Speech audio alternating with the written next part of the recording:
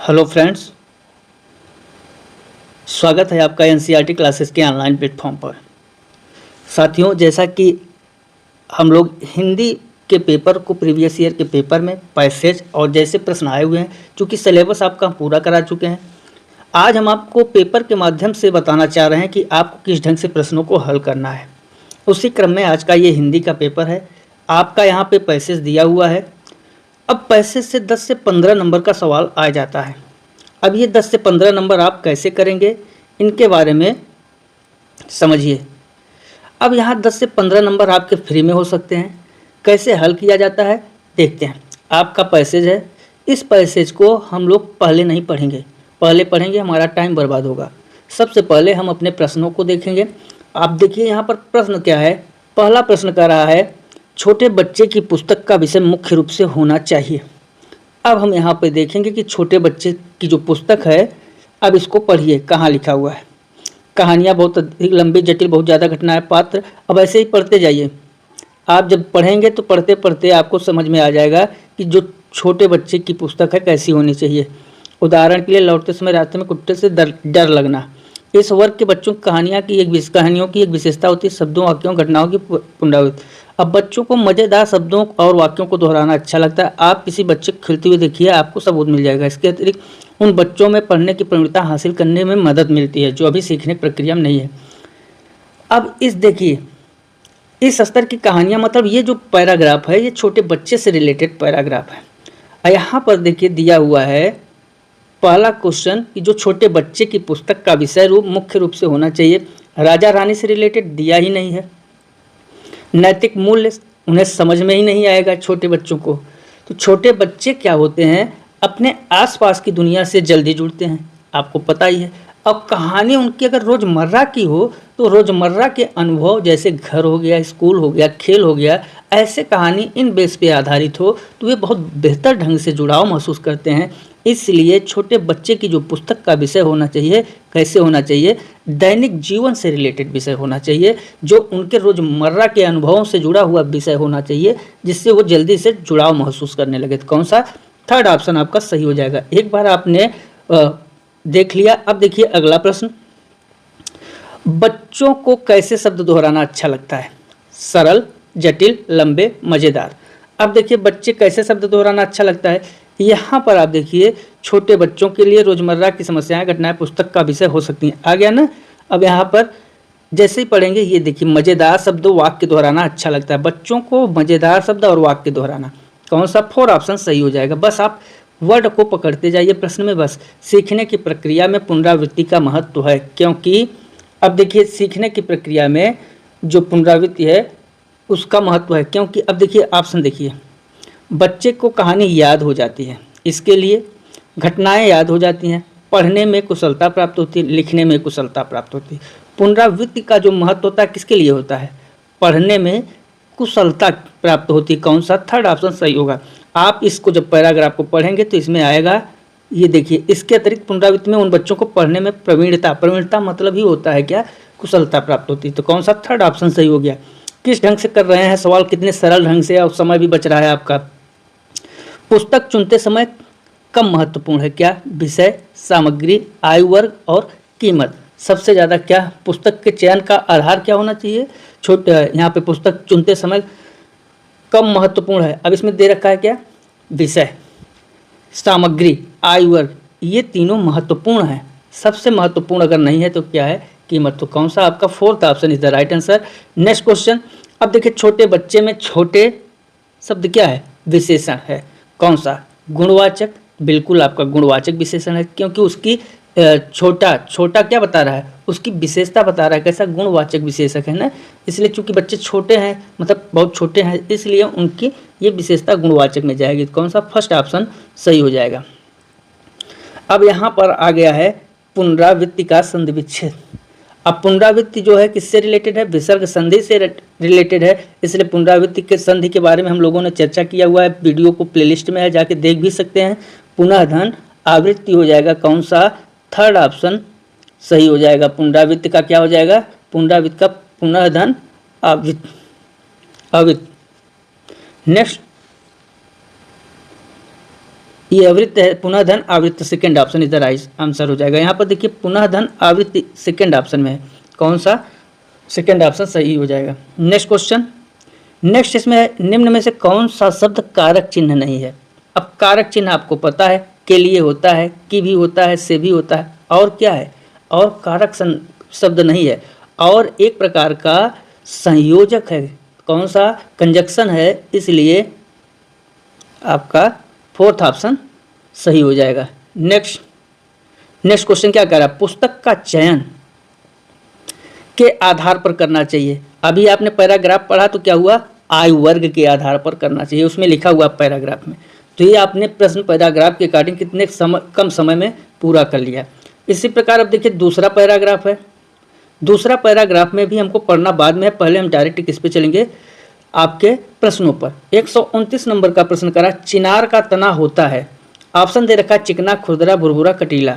यहाँ देखिए चिनार के बारे में कहा है और इसके तने की बात पूछ रहा है, तो आप इसको पढ़िए। आकार अधिक होती है, इस लकड़ी की घनत्व अधिक, मजबूत कठोर चिनार लकड़ी सफ़ेद होती है, इसके किनारे पे पीले लाल रंग, इसकी सरलता पॉलिश की जाती है, रंग भी किया जा सकता है, इसकी लकड़ी न तो आसानी से कटती है और न ही आसानी से टूटती है। अब हमको देखना है कि चिनार का जो तना है, तने के बारे में ही हम लोग देखें, जहाँ पे तना लिखा है। अब देखिए तना शब्द यहाँ है, चिनार वृक्ष के तने की छाल अविकसित किंतु छूने पर यह खुरदरा, मतलब तना यहाँ, तना सुंदर और आकर्षक होता है एवं इस पर कांटे नहीं होते हैं, किंतु छूने पर यह खुरदरा लगता है। देखिए आ गया ना, तो चिनार वृक्ष का तना कैसा होता है, खुरदरा। कौन सा, दो ऑप्शन सही है।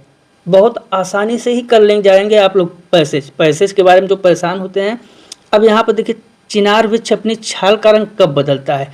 अब अभी आपने पढ़ा ही है, जो छाल का रंग कब करता है, बदलता है, सर्दियों में बदल देता है। और वैसे क्या रहता है, सफ़ेद लकड़ी होती है, लेकिन जब सर्दी होती है तो इसका रंग भी बदल जाता है।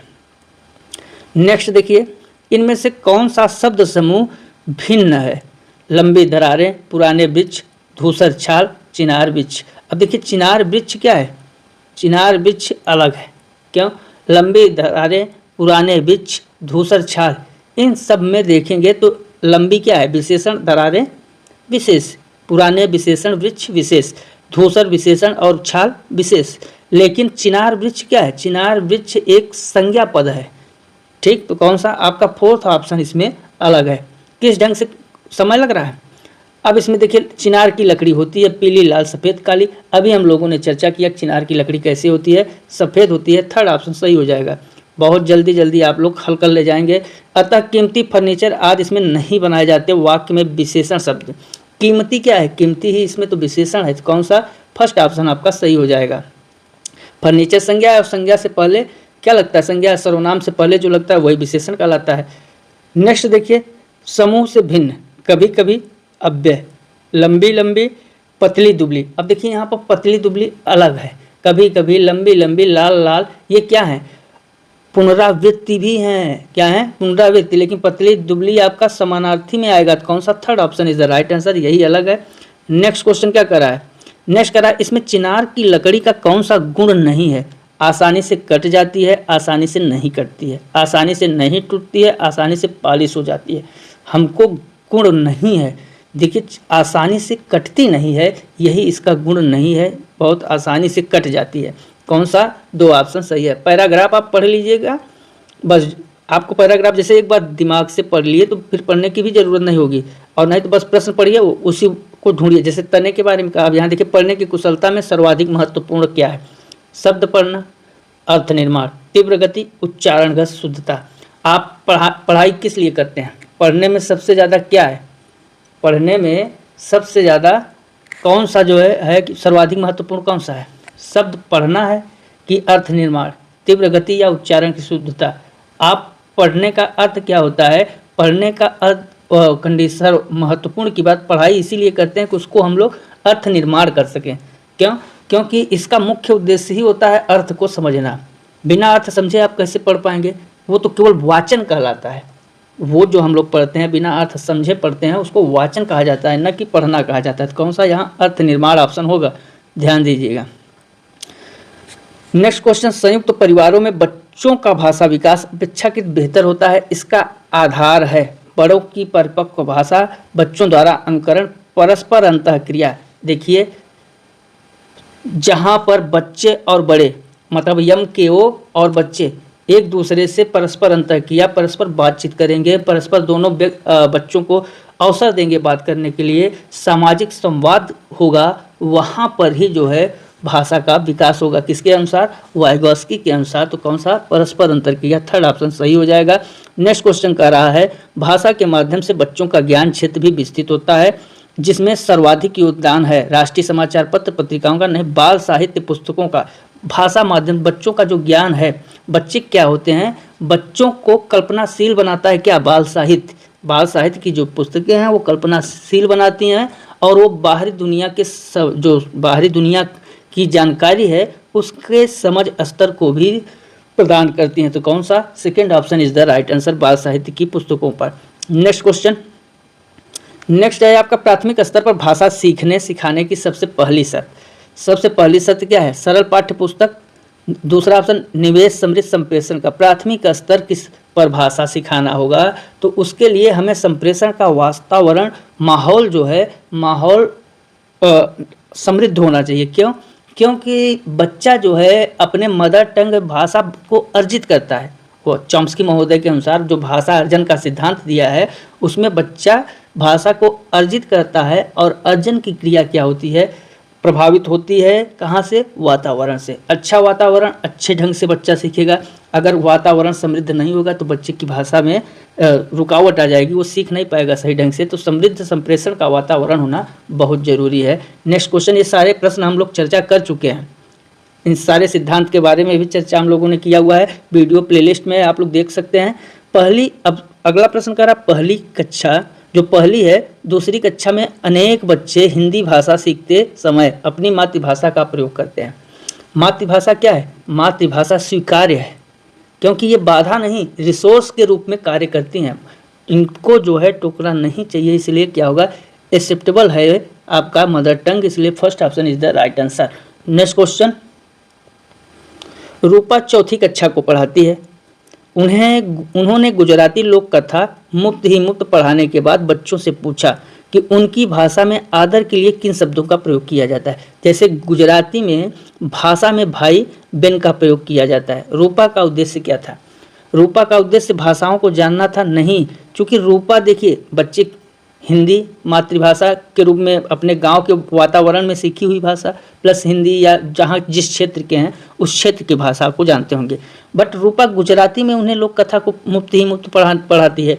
तो रूपा का जो उद्देश्य क्या था? रूपा का उद्देश्य बहुभाषिकता था, मतलब बहुभाषावाद को सिखाना था। बच्चे बहुभाषावाद पे करें, बच्चों को वो सिखा रही है कि एक ही विचार को हम लोग अलग अलग भाषाओं में भी किस ढंग से व्यक्त कर सकते हैं। तो इसमें देखिए सभी बच्चे को अवसर देना भी नहीं, कौन सा? बहुभाषिकता को संबोधित करना, बिल्कुल वो सिखा रही थी कि बच्चे को किस ढंग से हम अलग अलग भाषाओं में भी अवसर प्रदान कर सकते हैं। नेक्स्ट क्वेश्चन, प्राथमिक स्तर पर भाषा शिक्षण के संदर्भ में कौन सा कथन सर्वाधिक उचित है? भाषा शिक्षण का ऑप्शन दे रखा है, बच्चों को क्रम से भाषा कौशल सिखाए जाने चाहिए। बिल्कुल आपका अभी इसको छोड़िए, बच्चों को अब देखिए यहाँ पे केवल आ गया, केवल से ही हम कट कर देंगे। कीवर्ड हमने बताया हुआ है ना, उसी कीवर्ड के अनुसार इसको हमने कट कर दिया। सभी बच्चों की प्रगति समान रूप से होनी चाहिए।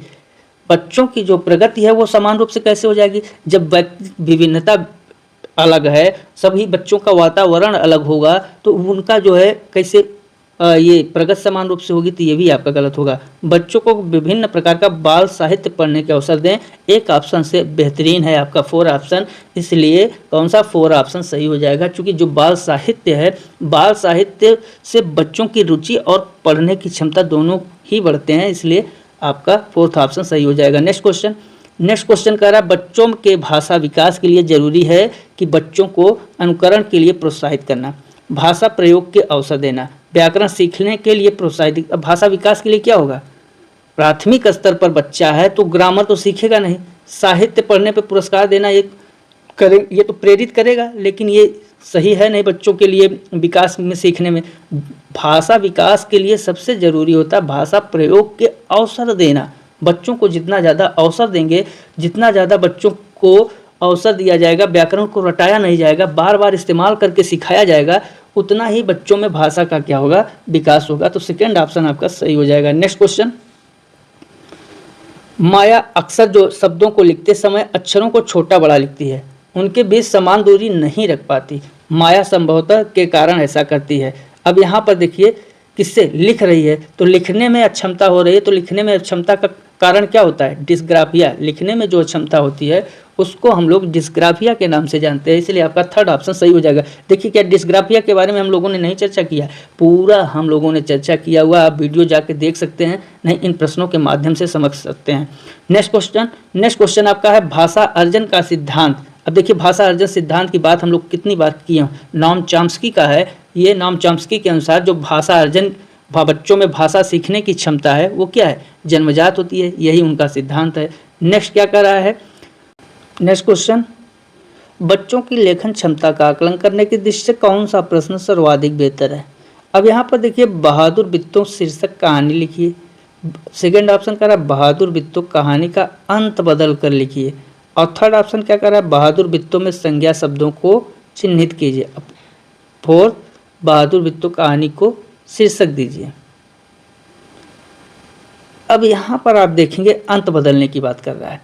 अंत बदलना मतलब रचनात्मक कार्य के लिए, तो कौन सा सेकेंड ऑप्शन आपका सही हो जाएगा, क्योंकि यहाँ पर क्रिएटिविटी थिंकिंग जो है, क्रिएटिव थिंकिंग की बात कर रहा है, मौलिकता को जांचने का ये सबसे अच्छा तरीका माना जाता है क्रिएटिव थिंकिंग। तो कौन सा सेकेंड ऑप्शन आपका सही हो जाएगा। नेक्स्ट क्वेश्चन, पोर्टफोलियो मदद करता है। पोर्टफोलियो क्या है, पोर्टफोलियो के बारे में हम लोग कई बार चर्चा कर चुके हैं।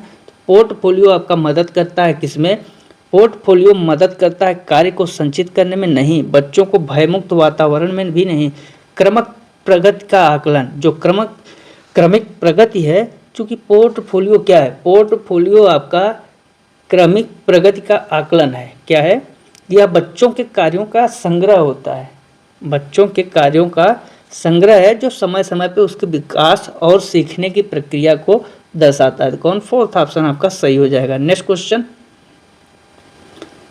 भाषा का मनुष्य की डैश है और मनुष्य के डैश गहरा संबंध होता है।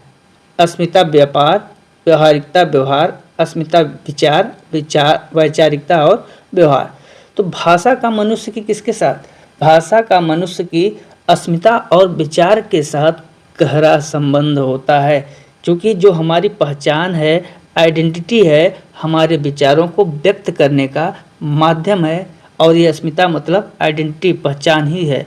कौन सा, भाषा ही हमारी क्या है, आइडेंटिटी है और वो विचारों को व्यक्त करने का माध्यम भी है। तो कौन सा, third option is the right answer. Next question क्या कर रहा है, नेक्स्ट क्वेश्चन आपका, ज़्यादातर बच्चे स्कूल की शिक्षा की शुरुआत से पहले ही भाषा की डैश और डैश को आत्मसात कर पूर्ण भाषिक क्षमता रखते हैं। ऑप्शन क्या दे रखा है, चुनौतियों और अवसरों, जटिलताओं और मानकों, चुनौतियों और प्रचलनों। कौन सा, जटिलताओं और नियमों हो जाएगा। कौन सा, फोर्थ ऑप्शन सही है। चूँकि 5 से 6 साल का बच्चा बिना व्याकरण को रटे अपनी भाषा के नियमों को पूरी तरह से समझता है और उसी को बोलता है, तो क्या हो जाएगा, जटिलताओं और नियमों से। कौन सा, फोर्थ ऑप्शन आपका सही हो जाएगा। नेक्स्ट क्वेश्चन कर रहा है, प्राथमिक स्तर पर भाषा जो है, प्राथमिक स्तर पर भाषा पढ़ाने वाली सुनीता अपनी कक्षा के बच्चों को प्रतिदिन एक कहानी पढ़कर सुनाती है और उस पर चर्चा करती है। आप इस कक्षा के बारे में क्या कहेंगे। देखिए वो कहानी को पहले क्या करती है, प्रतिदिन एक कहानी पढ़कर सुनाती है, फिर चर्चा करती है। सुनाने से समय नष्ट हो रहा है, गलत। कहानी पर चर्चा भाषा विकास को अवरुद्ध भी आपका गलत हो जाएगा। पढ़ने और मौखिक अभिव्यक्ति का विकास हो रहा है, third option is the right answer. क्योंकि वो क्या कर रही है, बच्चों को बोलने का साहस और कहानी की गहरी जो समझ है, दोनों को डिफाइन कर रही है, दोनों को दर्शा रही है। इससे क्या होगा, बच्चे में पढ़ने और मौखिक अभिव्यक्ति दोनों का विकास होगा। तो थर्ड ऑप्शन आपका सही हो जाएगा। साथियों ये सीटेट का प्रश्न था, देखिए किस ढंग से आपने सवाल को हल किया और अपने स्कोर को कमेंट में ज़रूर बताइए। ज़्यादा से ज़्यादा वीडियो को शेयर करिए और सब्सक्राइब जरूर कर लीजिए। तो मित्रों आज बस इतना ही, मिलते हैं अगले वीडियो में, तब तक के लिए नमस्कार, जय हिंद, जय भारत, वंदे मातरम।